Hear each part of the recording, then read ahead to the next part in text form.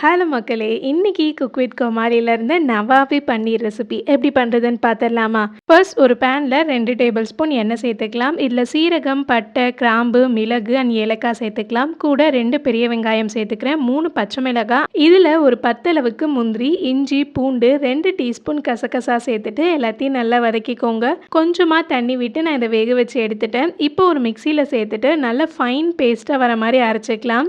அடுத்து ஒரு பேனில் 2 டேபிள் ஸ்பூன் பட்டர் சேர்த்துக்கலாம். இதில் ஒரு பிரியாணி இலை அண்ட் நம்ம அரைச்சி வச்சிருக்க பேஸ்ட்டை சேர்த்துருங்க. எண்ணெய்லாம் நல்லா பிரிஞ்சு கலர் இந்த மாதிரி சேஞ்ச் ஆகி வரணும். இப்போ அரை கப் அளவுக்கு தயிரை ஒரு விஸ்க் வச்சு நல்லா மிக்ஸ் பண்ணிவிட்டு சேர்த்துக்கோங்க. அடுப்பை நல்லா லோ ஃப்ளேம் வச்சுருங்க, இல்லைனா டக்குன்னு தயிர் திரிஞ்சிடும். இதுக்கு தேவையான அளவுக்கு உப்பு சேர்த்துக்கலாம். இப்போ பன்னீர் சேர்த்து ஒரு 5 நிமிஷம் குக் பண்ணிக்கோங்க.